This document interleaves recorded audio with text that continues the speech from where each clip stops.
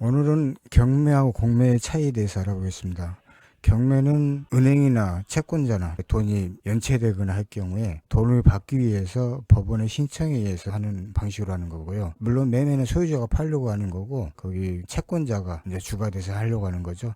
여기는 공매는 이제 일반적으로 세금 체납 이런 것을 압류제사하는 것이 이제 공매입니다. 이 두 가지 다 차이가 좀 있는데, 경매는 법원에서 하는 거고, 이거는 캠코 한국자산관리에서 하는 거거든요. 그 다음에 이거는 경매는 현장에서 입찰하는 거고, 공매는 온라인 입찰. 법의 종류가 틀려가지고 법에 이제 근거가 되는 법원이 민사집행법에 의한 것이 경매인 거고, 국세징수법에 의한 것이 공매입니다.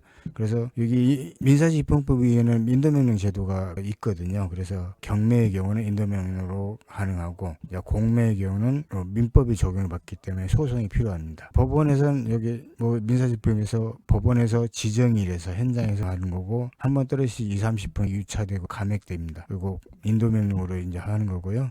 캠코에서는 공매 부분은 한번 떨어지면 이건 10%씩 감액해서 인도명령 제도가 없어 소송을 해야 된다. 소송이라 해서 못한다 이 뜻은 아니고요. 다 하는 건. 공매에서는 그것 말고도 캠코에서 여러 가지 종류가 있는데요. 세금 체납이 주가 되는 것이 이런 거지만 국유재산에 매각하는 방법도 있거든요. 즉 여기 세금 같은 것은 압류재산 공매 이쪽에 해당되는 거고, 국유재산 공매는 국가 소유, 공유재산은 지방자치단체 소유, 신탁재산은 금융기관 신탁회사 그것을 팔기 위해서 하는, 그 다음에 유입자산은 그 국가에서 회사가 망했을 경우에 유입해서 할 경우에 그것을 팔려고 하는 공매. 즉 이런 직면제 여러 가지 재료가 있는데, 국유재산이나 공유재산 이런 부분은 가격이 한번 정해지면은 유찰이 되더라도 가격이 떨어뜨려서 안 나옵니다. 거의 그대로 나와요. 감정이 다시 떨어진다면 그렇게 떨어져서 나오지만, 유찰됐다 해서 떨어져서 나오는 경우는 없고요. 신탁재산 경우는 한번 떨어지면 떨어져서 나옵니다. 유입자산 같은 것도 잘 안 나오고요. 그래서 이런 방식이 있고, 그래서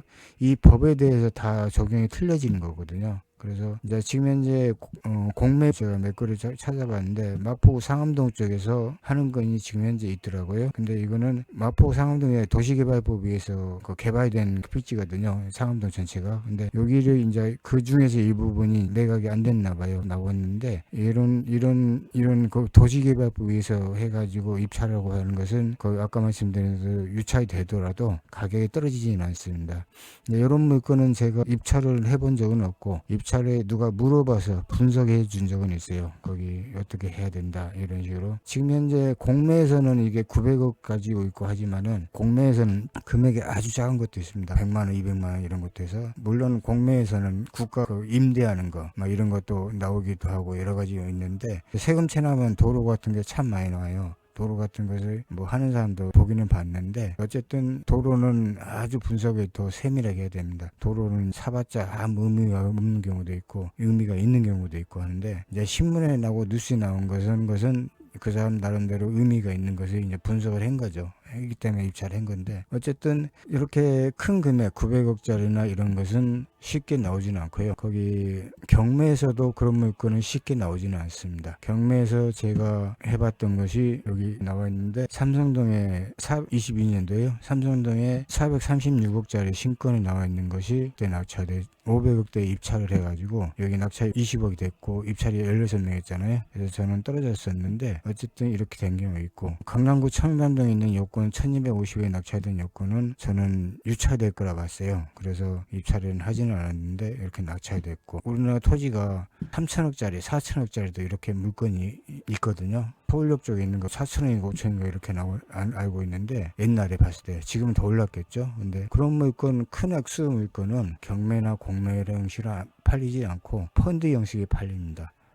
펀드는 일반적으로 1,000억이 넘어가면 펀드에서 많이 사기도 하고, 100억, 200억 이런 물건은 애매해가지고 펀드에서 사지도 않고, 펀드에서 제 친구가 물류창고를 개발을 했어요. 작은아버지가 대표이고 해가지고 걔가 실무적인 관련 실무를 다 했었는데, 걔가 펀드를 거기 물류창고를 임야를 개발을 해가지고 이제 물류창고를 짓고 그거 다 완공하고 나서 그 다음에 펀드에 매각을 했어요. 개발해서 했으니까 액수는 엄청 남겼겠죠. 그래가지고 그리고 자기가 그 물회사가 그 친구가 있는 그 물회사가 다시 재임대를 하는 거죠. 그 수익률은 뭐 15% 이렇게 맞춰준데 얼마에 맞춰준지는 제가 정확히는 안 물어봤는데 그렇게 수익률을 맞춰주고 펀드에 매각하는 방식으로 큰 액수 물건들은 그렇게 말립니다.